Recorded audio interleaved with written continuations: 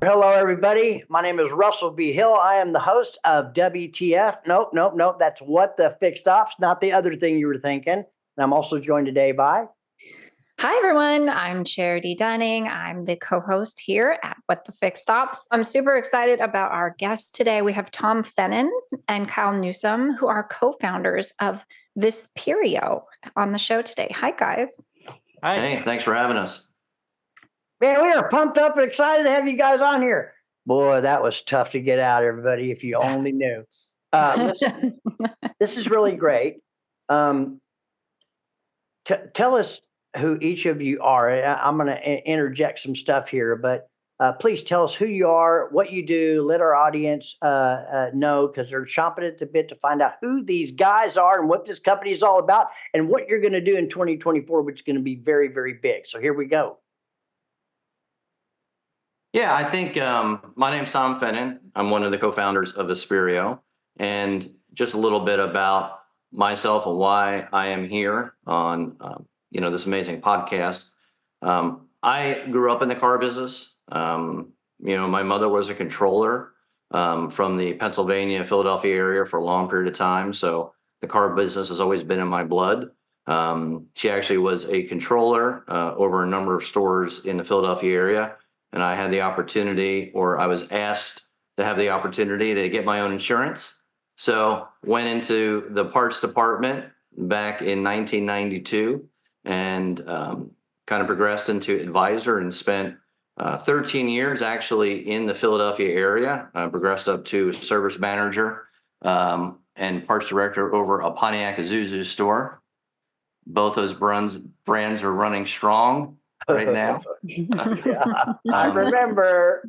Absolutely. Well, Zuzu's still around, but Pontiac not so much. But yeah. So then had the opportunity to got recruited and moved out to the Phoenix, Arizona area. We had our first child, so I did the three of the toughest things you can do in my life. I moved. I had a 3-week-old baby, and I bought a house without my wife actually seeing it. Ooh. Yeah, and you're still married?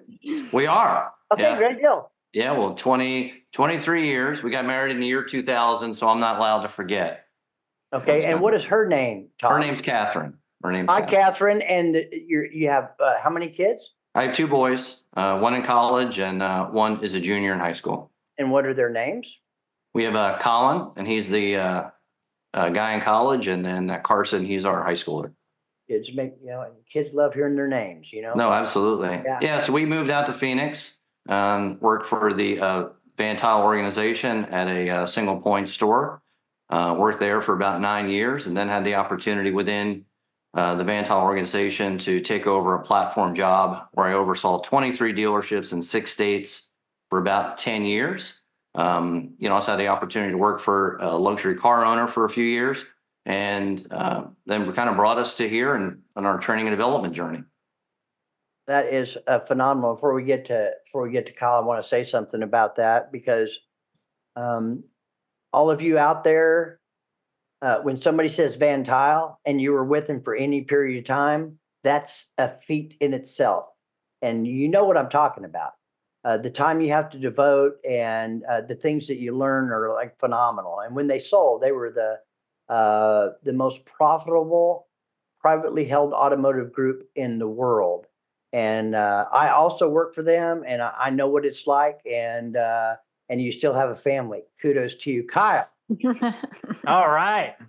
So my name's Kyle Newsome. I'm one of the co-founders of VISPERIO. So my journey began, I like to say, I was born in the bed of a 1972 Chevy pickup, and the reality is my family owned aftermarket automotive shops, auto body shops. We actually had a printing and advertising company, locksmith company, trash company.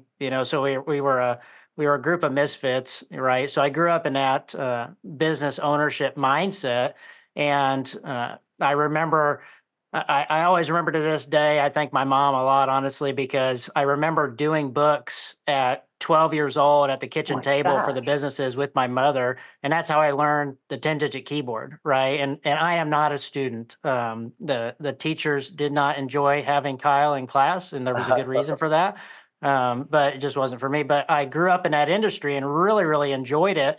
And obviously grew to automotive and liked fast cars, and that's what it was all about, and then got to working on cars. So started as a technician, and quickly realized that I really enjoy the customer side of it. And so moved into the customer side, started working for dealerships, and then I met my wife now of 17 years. I hope that's right, Amber, and we moved to Nebraska. And I still work for dealerships, and eventually I got called to a Starbucks one day by this good-looking guy named Tom Finnan, and we sat down and talked. And next thing you know, I'm working for the Van Tile Group, and taking over a Toyota dealership for them that they just acquired in the town. And so I was blessed to take over that, and we built it to a pretty big machine. Built a brand new building. Went through that whole process of moving and developing under a new building and structure, which is a feat on its own, of course. And then got to do multiple stores for a little while, and really enjoyed growing and developing. And that's where I found my passion, was growing and developing people, because the money's one thing. We can all make money. There's always ways to make money. But what's better than that is really watching people grow and break through those limited beliefs that they have. And then we get them past it, and just seeing what happens to that person is amazing. And so there's so many connections that, we've made over the years. And, even my wife and my wife is in human resources, and she's the one that kind of keeps me out of trouble, to be quite honest with you. She's got a background in psychology, which, is interesting Ah, in itself, right? And so we get some in-depth conversations, right? And so it's a lot of fun, and we really enjoy it. But just helping those people. And so obviously Tom and I worked together for years, and I really developed under his leadership on that corporate level, and became really the person I am today, thanks a lot to Tom Finnan. And so wow. when we had this opportunity, we've talked about it for years, and then eventually here 2023 comes along, and we're like, hey, let's do something, right? And let's do something different is the biggest thing. Let's do Yep. something unique, and let's focus on the people, right? And let's develop something that starts with people. And so that's what we've done. We spent, honestly, it's been a year developing, which sounds crazy right now to say it out loud, but it's been a year of developing and ensuring that everything works how we want it to work. The platform's perfect. Everything is above and beyond expectations, just so we can deliver that wow factor and really empower those individuals to grow and develop. And so here we Amazing. are today on What the Fix Stops with you amazing people, and we're ready to go for 2024. So, do you have kids? I do have kids. So I was blessed with twins, and I don't have twins in our family, and neither does my wife. And so the day we found that out, so uh, whenever Tom recruited me, my wife was pregnant. And so we did something really fun, kind of like Tom. We decided, hey, this would be great to have twins, change a job, go to a store that needs a lot of help. And we planned it out to where, hey, this move makes sense because she was going to have the babies in 3 months or so. So it's like, hey, I'll get comfortable, right? We'll get in the groove. And well, 20 days later, guess what happened, right? Babies.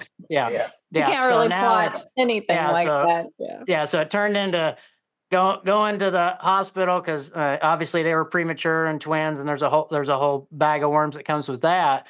And so Nora and Kenzie were born, and so those are our two girls, and they're 11 now.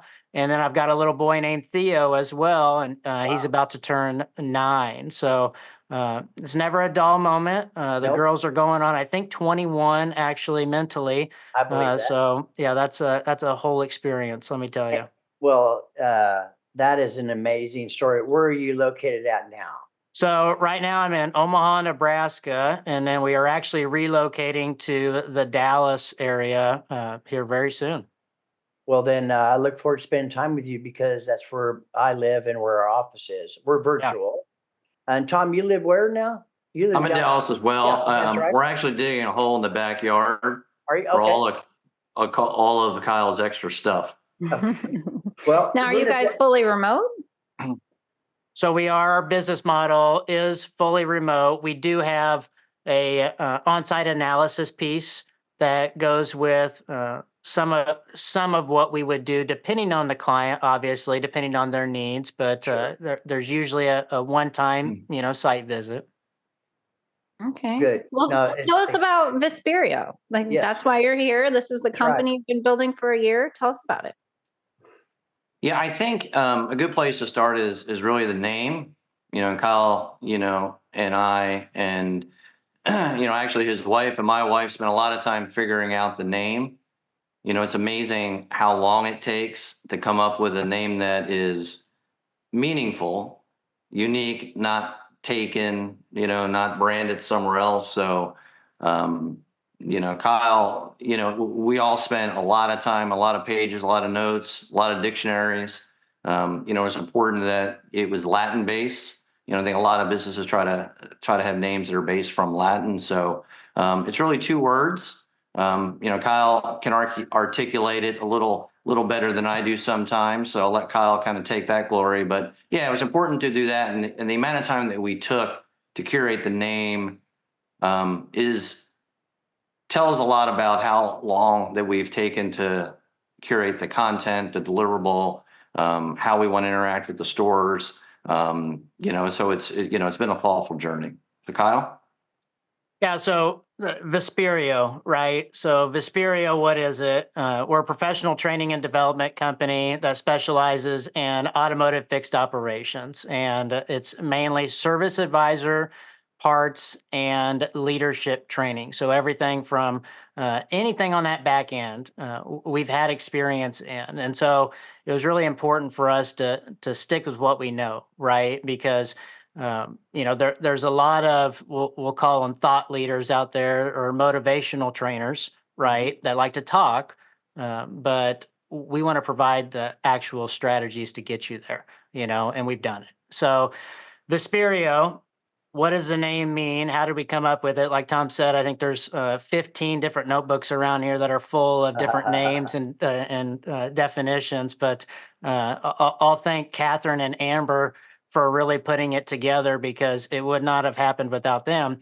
But thank you, ladies. yes, thank you, ladies. So Visperio, it's really two words. So it's vis, which means the power to, and then comperio, which means to learn and discover. So smash them together, Visperio, it's all about the power to learn and discover, which is what we're all about, is empowering people to learn and discover and break through those limited beliefs and achieve something amazing. And so that's really where the name came from and why it is what it is. And just like Tom said, it took a lot of time, but it was extremely important to us, not only to find a name that obviously Google would recognize and all the fun business things that you have to do, but more importantly, so what does it mean? We want to have a purpose. We want everything we do to have a purpose, and it's no different than our slogan. So our slogan is embrace kindness, ignite greatness, which you'll see on our shirts, and there you go, on our journal covers, things like that. So we'll get into that, I'm sure, a little bit here, but it's all about embracing that kindness and understanding what kindness really means, right? And then igniting greatness in people.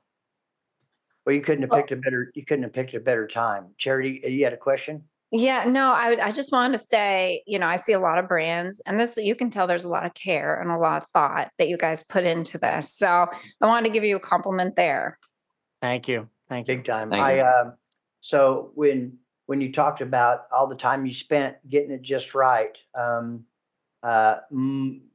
kudos to you guys, the personalities and what you are wanting to do, because a lot of times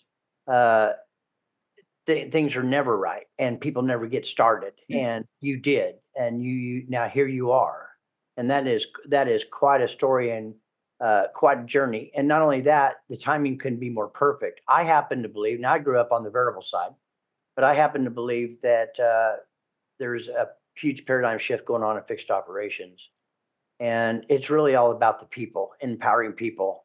I hear the same stuff today I did 38 years ago. I don't care if it's in sales, service, or technique, it's all the same. They're talking, Yeah. talking. The definition of insanity is right. Keep doing the same thing, expect different results. You're going about it a different way. And we're going to dig in to, yeah, there you go. Dig into a little bit. So Charity, go ahead. Well, it's saying exactly what you said, Russell, which is you don't have to be great to start, but you have to start to be great. Yep. Which is, very ironic. Tell us a little bit, you were kind enough to send Russell and I packages of That's goodies. amazing. Oh, all of you will Yeah. see it because I'm gonna post it. I'm sure Charity will too.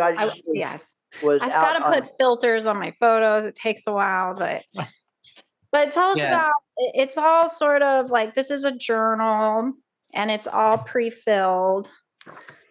Tell us, did you guys design this yourself? What's the thought process behind it? Do you use it actively in your company? We do. So one of the things, and this is something that we guide and we partner and guide, right? I mean, those are I think the two, monikers that have always helped me along, right? It's not about you, right? It's about them. And I think one of the things that I've experienced, and, I actually said this earlier on a call, I had a client they were doing some training on, and, people ask me sometimes, well, how do you know how to do these things? And I said, well, it's because I made all these mistakes, right? And I think one of the biggest mistakes, especially now with the amount of demand for quality people, is onboarding, right? So if we preach about great onboarding, right, that's what we want to start off all of the training. So all of the stuff that you guys have in your hands, the stores receive the same level of experience, so they each get a curated package so there's some handwritten notes. My handwriting is terrible, so it may say my name, but there may be somebody else behind that. But I own that. So it's super important that we start out the journey super professional, because I think professionalism really at the dealership level really can cost very little, right? To be professional. And there's a lot of different ways you can look professional, you can act professional, you can treat professionally. So super important that we set the standard off, right? And that's kind of how we've cultivated those boxes. And Kyle specifically spent a lot of time. We've done a lot of research on a lot of great onboarding processes. And so every store that gets trained, so for advisors, for instance, they will have a customized experience just like you guys have experienced, but it'll be specific to the advisor training. Their journal will be a little bit different than the leadership journal, which is what you and Russ have. The leadership training, they all have that journal, and it's really to guide them through not only about how to do the business better, but how to be better themselves. I think it takes a lot of energy to be in a retail car business. I mean, it always has. And if you go in there depleted and without energy, it's very hard to convey anything to your people in an appropriate, and they read on it right away. So super important about developing the person while we're developing the team. And it starts with this onboarding package. It's clear you guys put a lot of thought into this. And Yeah, I would say that we developed it all from blank pieces of paper, believe it or not. Yeah. There was I believe it. there was absolutely nothing on there. And so it took a tremendous amount of time, but that's honestly the way it should be done, right? Because we know what works for us, what we've actually used for years, and we use this stuff. This isn't, we're not preaching and providing something that's already out there. We're literally like, hey, this works, okay? And we've seen this work and duplicate in multiple different locations across the entire United States, regardless of where you're at. If you follow this process, it works. And so, hey, how can we create something that's a tool and a guide that goes along with the training that really gives you that daily action. So, there's a leadership journal, which you guys have, and then the service advisor journal is extremely similar. It doesn't have some of those leadership quality, teachings in it. It's actually got one-on-one coaching accountability note pages in it that hold that service advisor and the fixed operations coach. So our team of coaches, it holds those two accountable to each other. So there's homework within there, just like in the training manual. Within the training manual, it's an interactive training manual. Our LMS is completely interactive. It's not just Tom and I talking to a screen, right? It's an interactive experience with workbooks, curated material. You actually have to do something. You actually have to commit to a goal and an ultimate objective, right? And then we have to have one thing we're going to do every single day that get us to that ultimate goal. So we break it all the way down because what we see, right? We see this everywhere. It's happened like Russ said, it hasn't changed in 30 years. I've been in it for 20 years, right? And it's the same thing for 20 years. And it's amazing that we're still talking about the same stuff, right? And the problem is we all love to have meetings. I remember one dealership we worked at, the meeting room, literally, I walked out, put a piece of paper on the door and changed it to solution room because it's just, we talk about the same thing. It's all problems. Nobody's talking about solutions. So let's come up with some solutions and some tactics for those solutions. And so that's kind of that thought process around the journals, really giving them the tools to do this stuff every single day and really guide them through that process. Because like Tom said a minute ago, we really want to be that guide. I don't want anybody to ever call me a guru at anything, right? I want to guide you through that entire process. And really, you're the hero in that situation. We're going to tell you all the mistakes we made, but you're really the hero. We're gurus. We're not gurus, we're guides, right? I want to say something about that. Tom and I were talking a little bit of it. I think it's important, and I'd like to consider myself as much as possible. My son and Cherry and Patrick already heard this, but my son asked me, he said, Dad, he's in the car business, 7.5 years at the same store. So at least he didn't do some of the things I did is hop around to greener pastures, which really never existed. And he said, Dad, how do you know if you're making the right decisions? And I said, well, why do you ask? He said, well, you always seem to make the right decisions. And I laughed and I said, well, thank you very much. That's really not the case. I make a lot of mistakes. But he said, no, really. I mean, there's a simple formula I have. Okay. If other people win and I win, it's usually the right decision. If I win at the expense of those people, it's usually the wrong decision. And I learned through a lot of mistakes that I met some people that I'd like to say are similar to you. They helped me uncover my why and realize what my purpose was. And I realized the older I got, from when I was real young, I had all these dreams, goals, and aspirations. I was going to go out and conquer the world. And I started trading my time for money. And those dreams seemed to get locked up. They were real personal for me. And the guy that helped pull them out of me, it was very emotional. And, but he didn't want anything from me. I wanted what he had.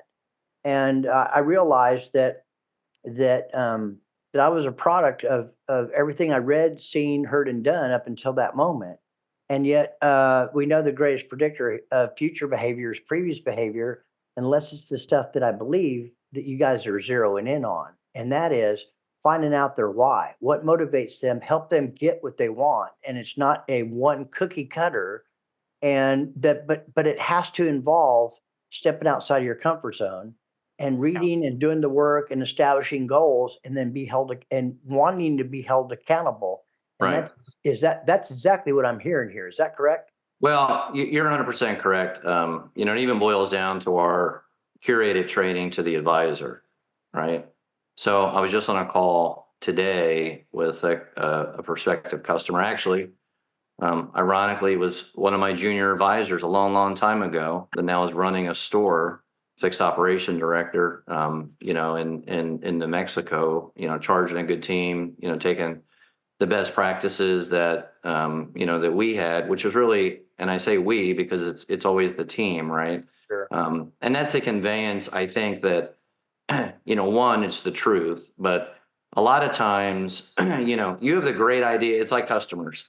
You can have the greatest solution in the world for a customer's problem, but if you don't let them talk about why they're upset, right? They've been thinking about this for weeks, right? They've been talking to their neighbor. They can talk about their friends, and you stop them from talking so they don't feel that they were heard. Even if you got the greatest solution in the world. And it's the same thing with training and development is if you don't care and they don't believe you care, then you can't hold them accountable, right? And that's actually the part of our slogan of kindness is, there's a book, Radical Candor, has been out for a long period of time, hits a lot of the same tones, right? It's about high care, high accountability. And I think that now more than ever, there's a lot of people that are being introspective. There's a lot of people that are, talking about improving themselves. But until you discover your self accountability, right, you don't actually grow. Hey, you discover why I feel this way, or hey, why we're doing it this way. But until everybody's accountable, including the leader, things don't really progress. So in the training, what normally we see is the young advisors always get a lot of the training because they're young and young in just tenure. They just got their new product. They just got into the business. And the seasoned advisors generally get very little training, or if they do, they're in the same training that the brand new person is in. So very difficult to train to the individual. So the why is in our process on our onboarding call, and we have an onboarding one-on-one with the advisors, with our trainers, we find out the why. Man, powerful, man. That's what unlocks it all right there. Yeah. Yep. And then taking that and tailoring the training to that individual's learning style. Like what a unique thought, right? It's not cookie cutter, because that's the reality. There's some amazing training out there. That's the reality. There's some great trainers, amazing trainers training out there, but it's all the same dependent upon where you're at in your journey. It doesn't matter if you're a seasoned 10-year advisor or if you're 6 months in. The class that you just sat down and attended was the exact same, right? Everybody got the same message, you got the same training. Well, how's that going to work, right? Well, we know how it works because look at the report card. The Yeah, scorecard hasn't changed. Yeah, they don't have tools after the fact. Once you walk out, you're done. You're done. And that's what, Tom's always says, well, what happens when we leave, And well, that's the reality is what does happen. So when we were building the company, we wanted to make sure we really checked all those boxes, right? So if you, for example, let's say you're a general manager or partner of a store, or fixed ops director or service manager looking to really grow, and you call VISPERIO and Tom picks up the phone and you say, I want you to come train my service advisors. Let's go. Well, No. the odds of us saying yes are extremely low, right? Yeah, It's just, hey, it's a setup. yeah, that's a setup, right? And so, sometimes you got to sit down before you run, right? And the reality is, well, let's talk about what you're experiencing. Tell me exactly what's going on. And a lot of times we just experience this is they want advisor training.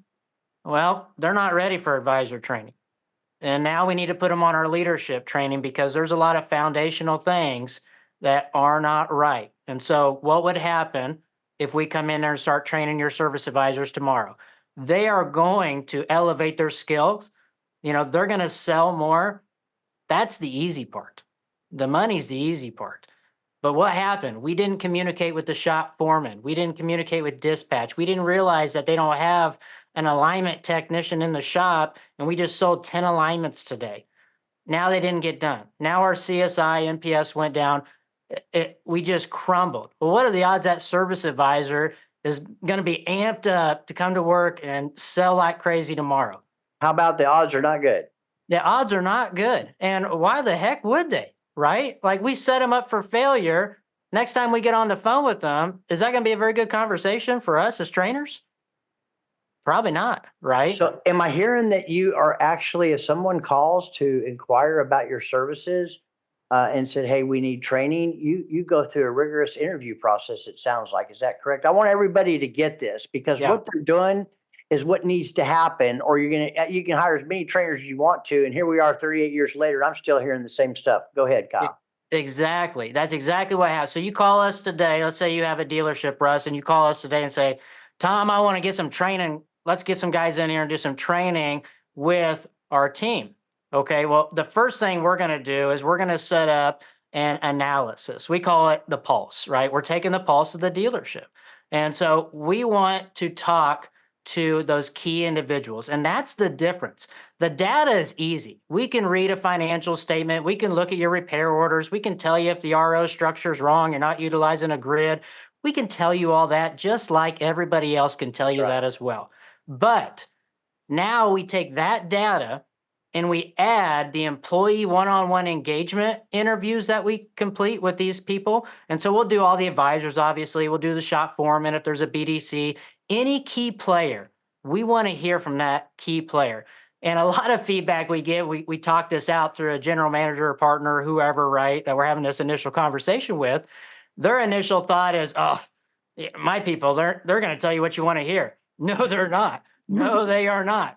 Because the reality is, when's the last time you asked them anything? And especially, how do you feel? What do you see happening? What do you suggest? What are you Yeah, what would really you do to seeing? fix it? Yeah. Yeah, get what the- would you do to fix it, right?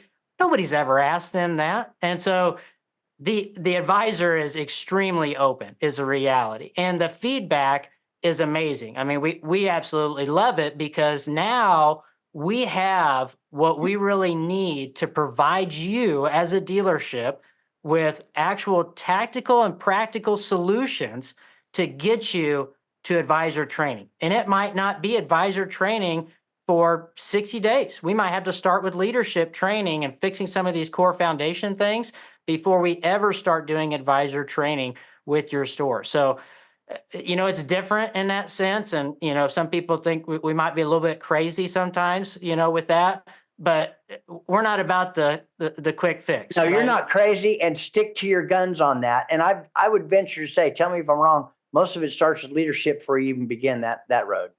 Yeah. Yeah, Because there they're really broke. is a big They're tether. broke too, but they want the same thing all those other people want. They want, Tom and I were talking about this too. Yeah. They want to know they count, they matter, they make a difference, and they're Yeah. part of something, and that someone genuinely cares. And Yeah. it's not just about the dollar, man. We're talking about they take that stuff home with them.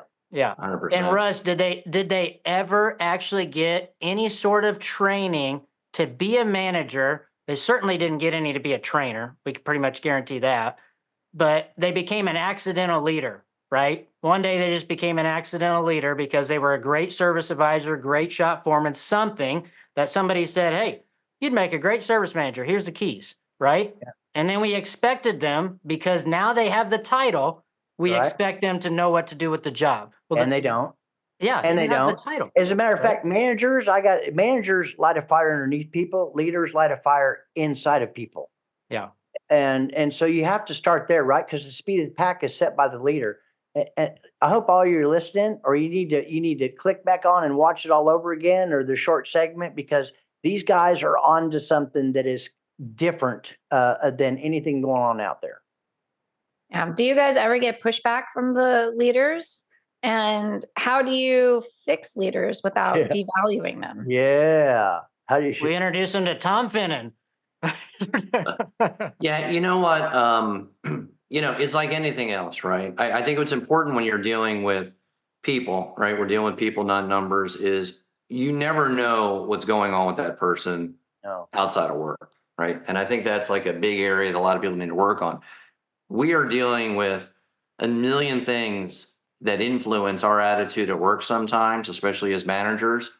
And maybe somebody at the store really didn't spend the time of understanding the dynamic outside of work, right? They may be the anniversary of a traumatic scenario, and you're having this conversation. Well, that's why when we do the leadership training, the first couple of phone calls are really about, hey, tell me about you. Tell me about your passions are outside of work. Tell me about, if they have a family, tell me about what they like to do, and really get to know that individual and sort of break down that area of that. I'm here to tell you something, that I'm here to help you learn something. Tom, right? I gotta stop you there. That's not easy. Mm. Now, I would open up because I love engaging in that conversation, but there was a time I didn't. And I think people are so bogged down in what they thought was this. Does it take long for you to see that, hey, this is different? What these guys are doing, what they're bringing to the table is something different because they're not used to talking about themselves that way. Do you find it hard to get them to open up? Because they've been leaders for a while, right? Sure, sure. Well, I think it's all about understanding and watching the body language and watching the tonality, which we teach in the course with the advisors, by the way, and picking up on the cues just like you would on a sale, right, during an objection or during those challenging moments, to know where they're comfortable having the conversation and where they light up and they start. You can tell, right? There's keys that, and maybe it's not necessarily super personable, but then once you get them start talking about something they're passionate about, then the rest of it starts to flow. The other thing that is super critical is it's a safe environment, right? And we try to create that we are going to make mistakes together. And I'll be the first one to say, hey, I'm fully accountable to this process we're talking about. Probably not good to start this right now or this conversation. But I think it's just creating that safety net, and it's not a one conversation. It's every conversation. You have to prove out to people that what you say, it's kind of like a movie, right? We've all seen great movie trailers, and then we go in and the movie's terrible, right? Oh my gosh, yeah. For sure. Yeah, we want to exceed the movie trailer, right? Because there's a lot of great trailers out there, but at the end of the day, people really are pretty intuitive to know when somebody is really doing it about themselves. Because it's interesting, short story. When I came out of the retail dealership, and we did some really good things as a team there. The day I stepped out of the store, no one cared what I did at that store, right? When I was in other stores, right? It's about what you believe, how you can influence them to do what they need to do, right? We all need to resume ourselves, say, hey, this is what I accomplished. But at the end of the day, if you don't establish that you were there for them and for their growth, then they shut down, pretty quickly. And then it's a hostage situation. One of the analogies I like is the difference between renting a house and owning a house, right? When you're a renter, you're going to sort of take care of things, but you're not vested into the situation as you own a house. Well, our conveyance to them is we want you to be owners of this process. We want your employees and your associates to feel that they own what they are doing. They're not just renting it, because then that really brings real engagement. They do things when you're not looking in a positive way, right? Which is really what you want to have happen, because they're always doing something when you're not looking. And you really want it to be, positive and for progression, right? So you go through this interview process, Yep. right? Then what? Yeah. So prior, and I'll let Kyle take it. Once we've engaged in with a store, let's say it makes sense, we're going to start out with leadership program. Kyle kind of walk through how our process works. Yeah, so we've done the analysis. We've talked to the leadership team. Everybody's kind of collaborated. We've all had more than one conversation, right? And we kind of agree on the path. And let's just say that path is leadership training. And then, hey, we're going to bolt on advisor training in 30 days, right? We assume that this is going to happen like this. So immediately what happens after that point, we've had our one-on-one kind of onboarding call with that management and leadership team. We've collaborated. We've asked, hey, what does success look like for you, right? We want to make sure that we achieve the goal that you're after, right? And we want to create that tactical plan to get us there. And then we're going to back it all the way down to daily actions that get us there. So now we kind of have the structure of that plan. So well, we really need to give you all the tools, the resources, which the journal. The journal is an extremely simple thing, right? I mean, it's just a journal. It's a 90-day journal. But how powerful is that journal? When you sit down and you prep for your day and you have one, we call it an ultimate objective, right? In the journal, it's listed ultimate objective. Well, your daily actions have to tie back to that ultimate objective. So it's all got to tie together. So whatever you do daily, and then it even breaks it down even further is, hey, whose assistance do I need to achieve my daily scenario to reach my ultimate objective? So it breaks it all the way down. So, giving those tools to that service manager, service drive manager, fixed operations director, whatever leader we're really trying to help and guide through that situation, it comes down to actually providing those tools. So we have the journal, of course, and then we have a complete LMS system that we've developed to where we have online curated content that takes you through step-by-step key factors of that leadership engagement. And it's us talking about everything from what do the numbers really mean? When's the last time somebody really explained to you what all these key KPIs, the numbers meant? I mean, effective labor rate, right? Everybody knows what effective labor rate is. Ask them how to calculate it.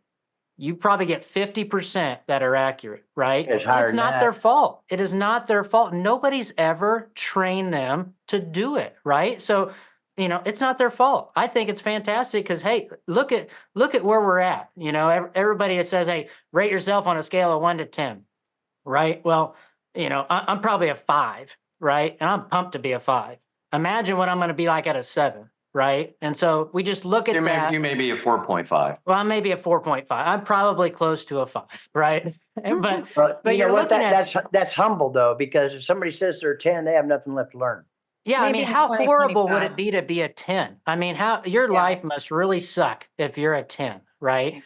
And that's the reality. So we have that curated content that takes you through everything from the financial side to how to have a one-on-one conversation, how to be genuine, really how to develop career goals. We call it the employee journey. So we go through the employee journey. We talk about having one-on-one conversations and little huddle meetings with your teams, your technicians.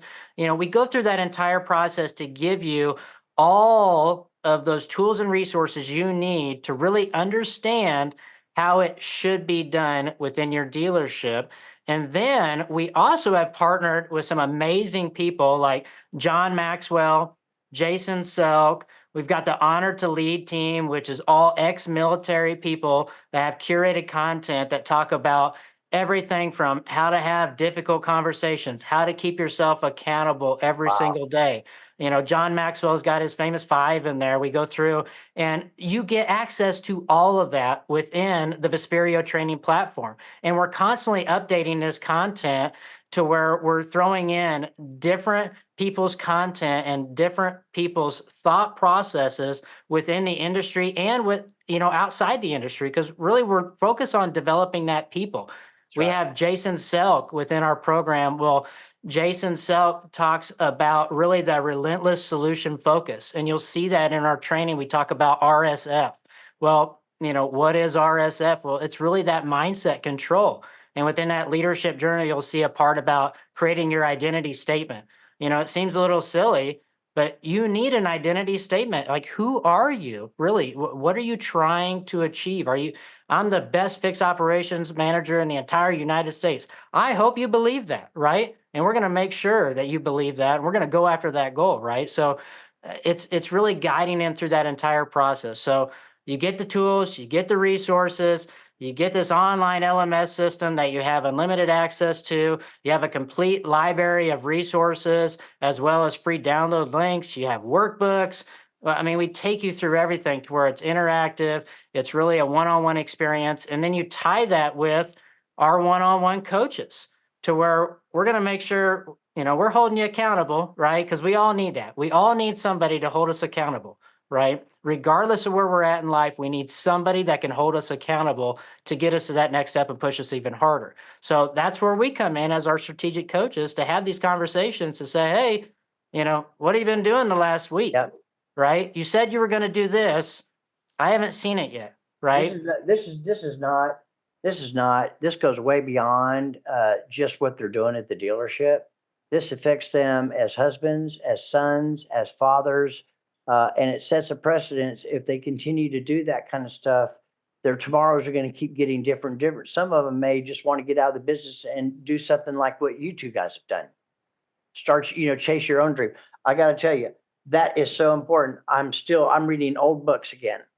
Ogmandino, Charlie Tremendous Jones. I mean, everybody knows these books. I read them over and over and over again because Yeah. I need to keep that fresh in my mind. This hard drive has been so corrupted listening to such the wrong naysayer people in my life. That's who we have to protect ourselves from. My gosh, this is great stuff, man. Yeah. And if you Well, look at it's funny you talked about the books, Russ, is, one of the things that we try to convey, again, there's a lot of time in the business, right? They never, especially leadership, right? They all the time they spend at the store, they take it home, thinking about it coming into work. But once they start to realize that if they work on themselves a little bit, like you're talking about working, reading the books, and we kind of, the metaphor or analogy really is warming up, right? If you're an athlete, if you're a singer, you're anything, there's a warm up period. You just don't go out and sprint 100 or you're gonna pull a hamstring. But Or get our a hernia. managers, yeah, or a hernia, that could be. That never happens. All right. Yeah, that never I don't know anybody that happens Yeah, to. right. Nobody. Yeah, I have some old war CrossFit stories. I got that out of my system a long time ago. But but we don't warm up our minds for our team. And something that I started a long time ago, and I didn't realize how impactful it was going to be, is the last 15 minutes. If you just take 15 minutes and listen to something that is improving yourself, improving your leadership, improving kind of even something technical, something to keep your positive, framework going. Once you step into the dealership, you're ready to be impactful. Right? You talked about it. We there's a lot of, the narratives of fear and blame, social media, the news, even sports talk, which is fun, Yeah. right? But it's way fun when we're talking about how terrible things are. So, hey, do all of that, right? Consume all that sugar. But then for 15 minutes, if you just focus in on something that was productive, just do it a couple of days a week, you'd be shocked about how prepared. I got to say this. When I met the mentor in my life back in the day, he was a multimillionaire, extremely successful, and I wanted what he had. And I asked him to take me, if I could take him to lunch, and I wanted to ask him. So he ended up mentoring me, but he made it really, really clear that he was going to make suggestions for a lot of things for me to do. And if each time we got together, if I didn't do them, don't call him anymore. He doesn't have time for it. Okay. And the very first thing he did for me was he said 15 minutes a day. And he gave me a book, How to Win Friends and Influence People by Dale Carnegie. He said, I just want you to start here. 15 minutes a day, not 14 and a half, not 16, not finish the paragraph. You stop at 15.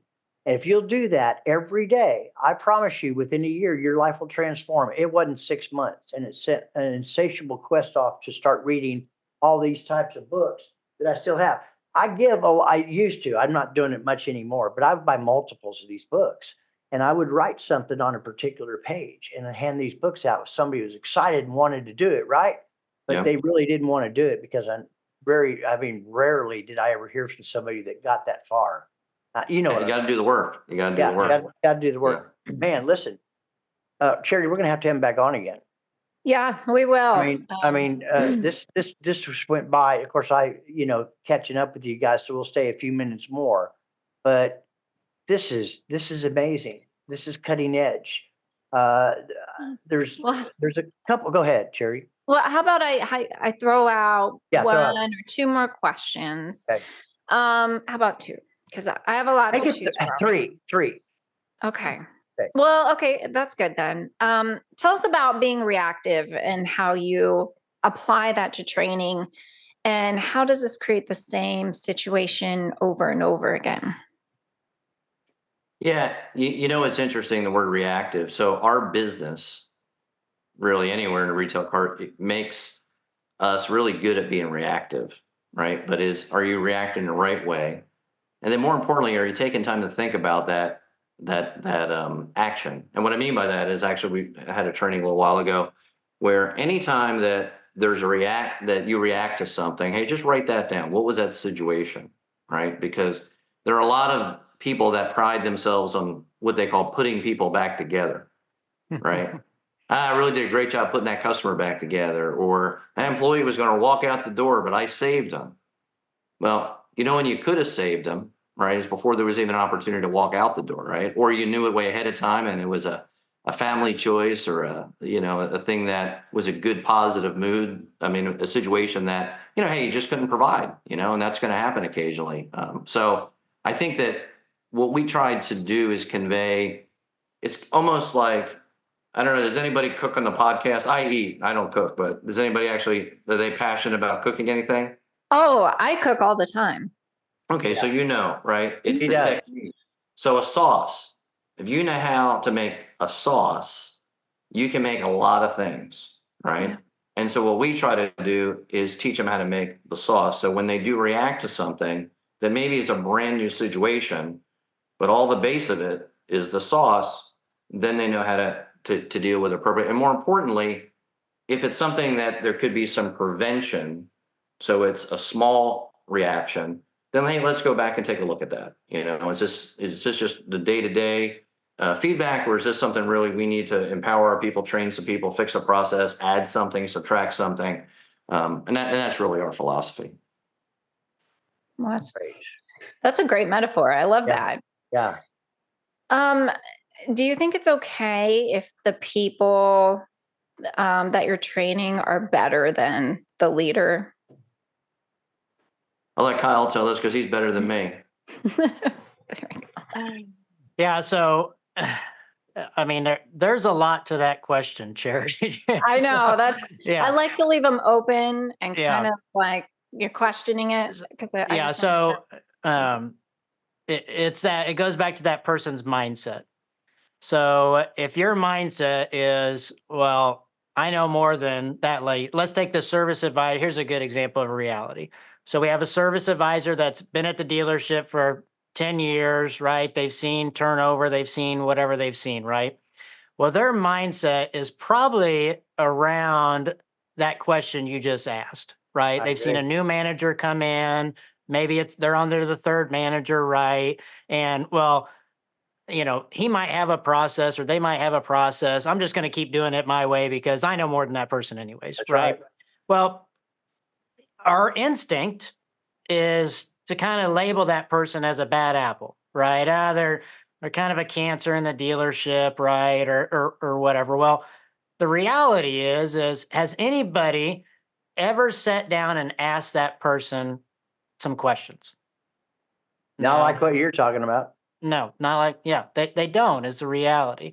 And so, there's a lot of avenues we could go on answering that question, but I think that's the avenue that people experience every single day nationwide in car dealerships is, hey, new manager comes in, we have a seasoned service advisor on the drive. He's kind of the voice, right? He's usually the voice of the drive, and that voice is often negative, right? Yes. Because nobody is really training them. Nobody's giving them the tools and the resources they really, really need. And back to Tom's point earlier, odds are that service advisor, he or she is probably a pretty good service advisor. I would bet you their sales numbers are up towards the top.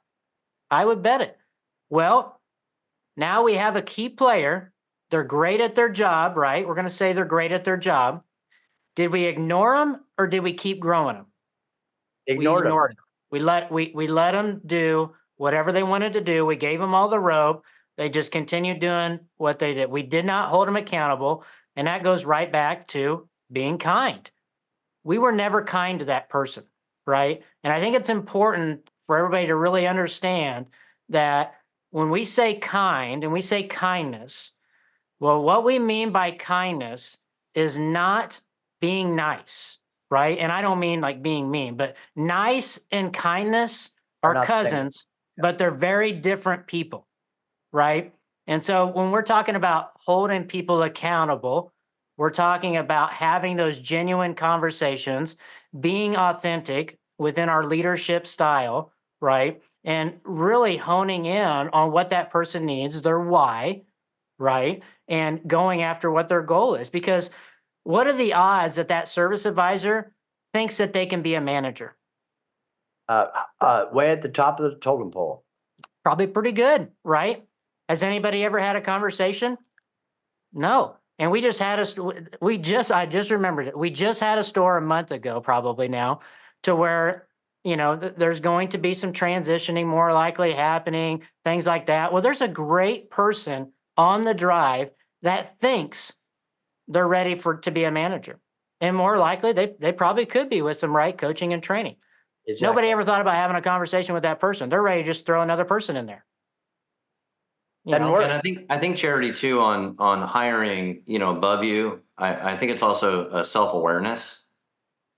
I think from being a manager or in any position of leadership, trying to make sure that you really understand self-awareness and what you're great at and what your weaknesses are.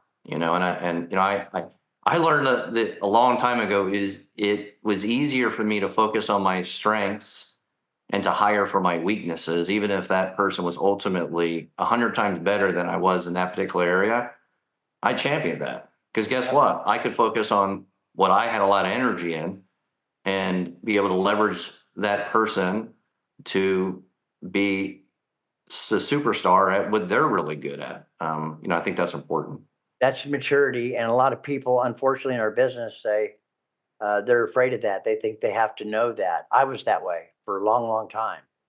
And I can't even keep up with what Charity and Patrick do. Mostly, I just can't keep up with it. I don't even understand it, honestly. Well, and it goes for, the same. Like, I'm not going to be able to keep up with kids 20 years younger than me on new technology. Your brain just is not as malleable as you get older. It's just not. That's just a fact. I don't know. I'm 64 and doing pretty damn good. You're doing pretty good, Russell. You're as malleable as they come. Yeah, well, but I'm educated all the time by people. I'm open, and I have some great tools that I've learned from guys like you that I've had in my life. It's not you. I don't even know how you would. You got to be really careful how you execute this, though. I'm sure, because scale. Pretty soon, something's going to happen, and you're going to have a group or something like that, and can you grow like that? And Charity, you had another question before I'm going to let them I have one more of it. You can finish your thought. I just I was You're talking about scaling. yeah, I was talking about scaling. I'm learning some very valuable lessons right now for us just learning how to scale. You got new people, new ideas, stuff like that, trying to keep everything together. We're going through some growing pains right now, but we're going to figure it out because we're all committed to. We got a great team, and people want to make it happen. We have an amazing company, amazing culture, amazing onboarding process. Yeah. Yeah. And it's really important. I have been, and you've seen this, and I remember getting a sales job one time where I thought I knew enough about the road to sale until I went to work for Van Tile. Yeah. And there's your desk, here's a pen, and get after it. I mean, they didn't care. They didn't care at all. I like people, hey, they don't care how much you know until they know how much you care.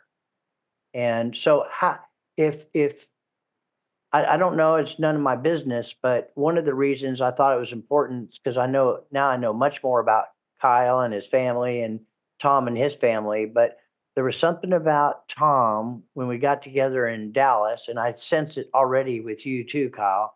There's something different here. And this is to all of you out there. This is not the atypical training thing. God, there's a lot of them out there. There's a y'all lot. know there's a lot of them out there. Do you want to make some real significant change? Is it just about the dollar? Is it just about the destination? Because there is no destination. What about the journey? What about those things that happen?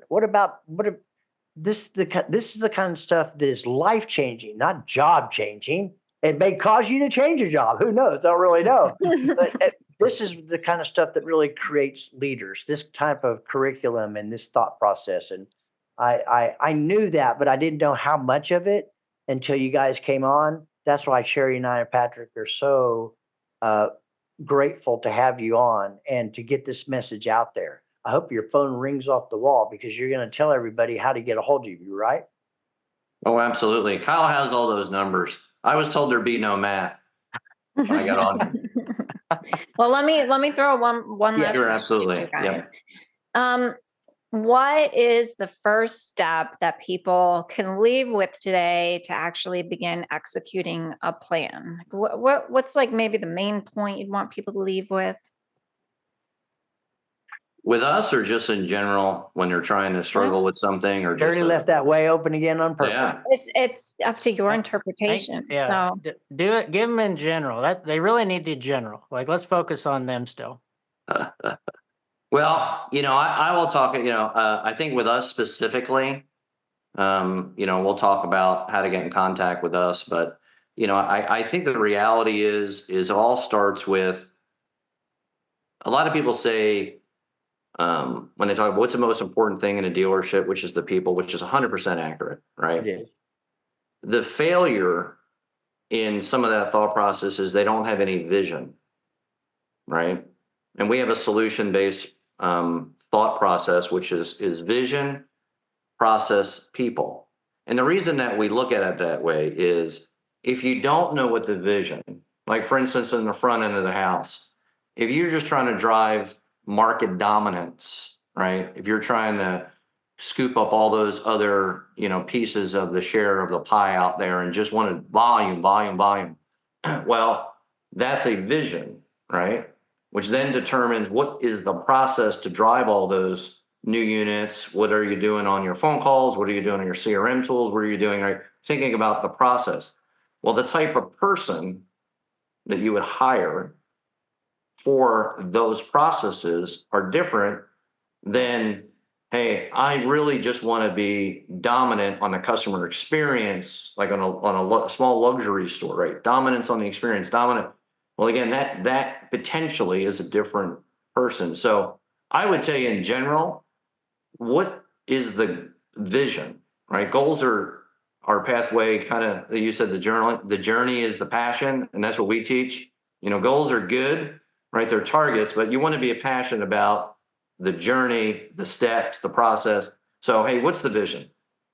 Then I think it helps you look at, well, let me look at my process. And do I have the right people? And maybe I have the right people, but they haven't been developed right. Right. True. Okay. And that's really critical to understand who you want on your team based off of your vision, and then the process that you believe needs to get to that place. Wow. Yep. And then add the one thing. Just add the one thing to that whole deal. What's the one thing that I need to do today to move one step closer to that? Right. Do something. Do something.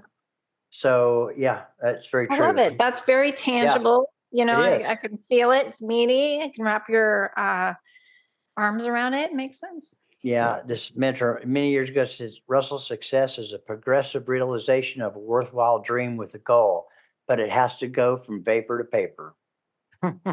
That's right. And Yep. that's so true. You guys got a well orchestrated vision and apparently the right people. I don't know all your people, but we certainly know you guys. And if that's the kind of people that work around you, you have something really unstoppable that I think people are craving more than any other time before. That's what I think. Do you guys think that too? Well, 100%. absolutely. Being genuine, the kindness, recognition, these are all buzzwords, but I think what doesn't happen is that tactical process. Well, how do I do that? Well, these are very euphoric. These are great. We would want to, we talk about culture, which I think people understand potentially they'd like to be in a culture that does X, Y, Z, but what are the steps to do it? There's got to be a practical step-by-step process or solution-based scenario to how you actually really do it. True. And all of you got a little taste of that here. So how do they get a hold of you to find out the rest? Yeah. So if you'd like to learn a little bit more about Vesperio, I'm sure there's going to be a link in the show notes, but you can pick up your phone and you can dial 866-847-7374, and that rings directly to Tom's nightstand. and so he'll always answer. Right next to the And- post-it notes for my wife. yeah. And then of course, check us out on online at www.visperio.com. That's VISPERIO.com. And one of the things you're going to find on there is one, there's free training. So there's access to instant free training. It's very quick, very easy. We are extremely transparent in everything we do. So our pricing's on there. There's a really nice ROI calculator, so return on investment calculator on our website, to where all you need to do is put in 4 pieces of information. So they're very easy information to gather from your financial data and how many advisors you have. Click calculate, and it'll give you the variations of what you can expect as a return on investment and the exact costs it will incur to work with us. So the investment you have to make to work with Visperio. And then we're also building out our leadership pricing strategy on there as well. But we're extremely transparent with it. Check out the website, pick up the phone, book a call, book a demo. Let's do it. Sounds good. It'll probably change your life. Charity, do you have any final thoughts or questions? You are awesome. It just Oh, says you are awesome. and you are. So say the name one more time. Visperio. Visperio. Visperio. There you go. You can snap it. We're going to be promoting it heavily. Listen, when this comes out, I hope some of you reach. Look, here's the thing. Kyle Newsome, Tom Finnan, Visperio, co-founders. Thank you very much. Charity and I and Patrick are humbled that you came on with us today and shared this stuff. I mean, this just went bam, just like that. This is the kind of stuff that people need. We like talking about a lot of different things, but man, this is where you really make a mark. This is where you really take a stand. And so like them, love them, find out about them, like us, love us, share it everywhere. Watch these episodes and share it, because you know what? It only takes a minute, but I'm going to tell you, all of you out there, another great successful episode of WTF. And that's, of course, what the fix stops to all of you. But this is about life, the journey. This is about maximizing the quality of your life and getting the very most that you possibly can, not just about your job. This is life-changing stuff that'll ensure that you maximize and get the most of whatever it is that you want. I know it's all different, but this is a great episode. Thank you all very much. Yeah. Thank Thank you you. very much, Russell, guys. Charity, Patrick. Charity. Thank you. Honored Thank to be you. here.